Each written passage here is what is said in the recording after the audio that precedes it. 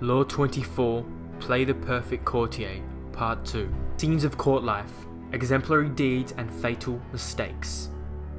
Scene 1. Alexander the Great, conqueror of the Mediterranean basin and the Middle East through to India, had the great Aristotle as his tutor and mentor, and throughout his short life he remained devoted to philosophy and his master teaching. Alexander once complained to Aristotle that during his long campaigns he had no one with whom he could discuss philosophical matters. Aristotle responded by suggesting that he take Callisthenes, a former pupil of Aristotle's and a promising philosopher in his own right, along on the next campaign. Aristotle had schooled Callisthenes in the skills of being a courtier, but the young man secretly scoffed at them. He believed in pure philosophy, in unadorned words, in speaking the naked truth. If Alexander loved learning so much, Callisthenes thought he could not object to one who spoke his mind. During one of Alexander's major campaigns, Callisthenes spoke his mind one too many times, and Alexander had put him to death. Interpretation. In courts, honesty is a fool's game. Never be so self-absorbed as to believe that the master is interested in your criticisms of him, no matter how accurate they are. Now think back to the last video, part 1 of Law 24. How can that link to the last laws I was talking about in that video? Well, I'll tell you right now some of the laws that Callisthenes broke. Well, in Law 24 he broke the law of alter your style and language according to the person you are dealing with. And most importantly, never criticize those above you directly.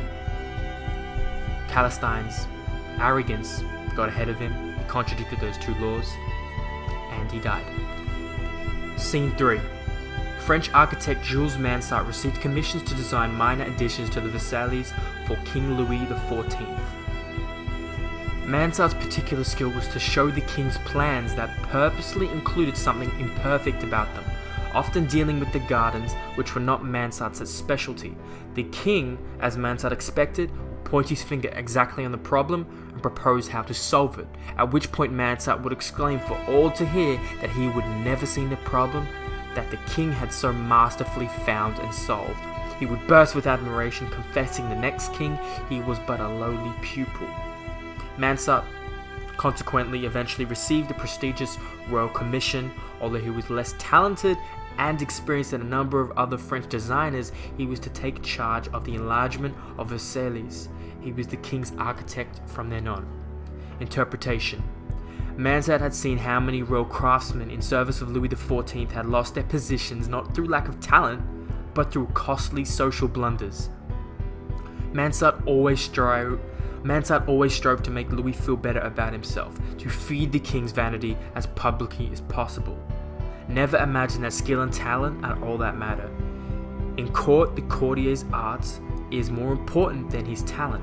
Never spend so much time on your studies that you neglect your social skills. And the greatest skill of all is the ability to make the master look more talented than those around him.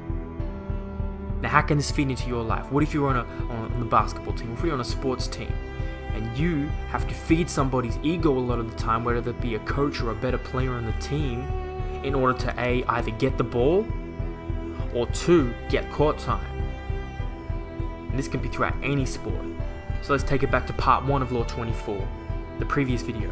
So Mansart was self-observant, which is one of the laws. And he was frugal with flattery, because superiors can never get enough flattery.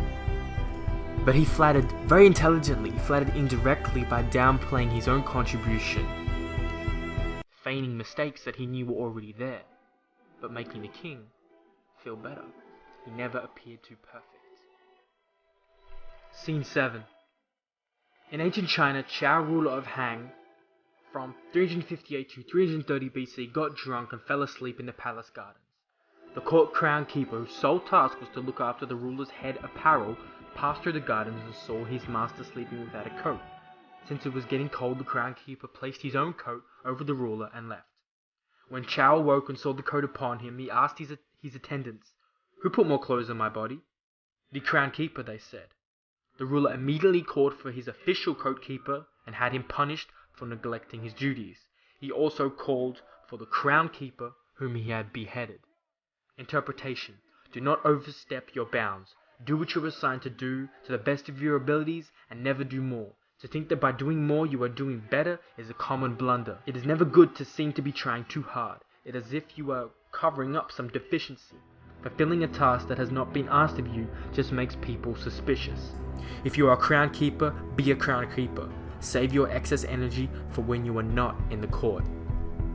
I put a little note here when I first read this, apply to specific contexts. And that is exactly what you need to do. So a context where you would want to execute that is maybe with a jealous superior who is afraid of someone taking his position. Maybe it's best not to do more. But then where I disagree with this is if you're providing a service, some type of customer service to people, okay? Or you're running a business, right? And you're providing a goods or service. That's when I think you should do more than you're required to do. That is when I think it's seen as a good thing to be trying hard. Scene 11. On his tour in America, Winston Churchill visited Henry Luce, an American publisher, the creator of the Time magazine. Luce kept one of Churchill's landscapes paintings hanging in his private office. The publisher remarked to Churchill, "It's a good picture, but I think it needs something in the foreground, a sheep perhaps." Churchill's secretary the next day called the publisher and asked to have the painting sent to England. Luce was mortified that he had perhaps offended the former Prime Minister. A few days later, the painting was shipped back and slightly altered. A single sheep now grazed peacefully in the foreground. Interpretation. Now, Churchill was a very powerful man, but so was Luce, so they were on similar levels at the time. It is unwise to insult or offend the taste of people of power, even if they are below or equal to you. If a man like Churchill can swallow the criticism of a man like Luce, he proves himself a courtier without peer. Perhaps his correction of the painting implied a certain condescension as well, but he did so subtly that Luce did not perceive any slight. Imitate Churchill. Put in the sheep. It is always beneficial to play the obliging courtier, even when you are not serving the master. So Churchill left his ego at the door. That's what he did. He did not blow up in anger, as many old kings may have, because he was more mature than that. He was more self-aware. He was more intelligent. Courtiers are like magicians. They deceptively play with appearances, only letting those around them see what they want to see. With so much deception and manipulation afoot, it is essential to keep people from seeing your tricks and glimpsing your sleight of hand. Never risk being caught in your maneuvers. Never let people see your devices. If that happens, you instantly pass in people's perceptions from a courtier of great manners to a loathsome rogue. It is a delicate game you play. Apply the utmost attention to covering your tracks and never let your master unmask you. The best way to consume one of the most in-depth laws of this book, Law 24, Play the Perfect Courtier, is to watch these part 1 and part 2 back to back. Back to back because they are intertwined and very, very relevant to the dynamics of your life. Law 24, Play the Perfect Courtier, part 2.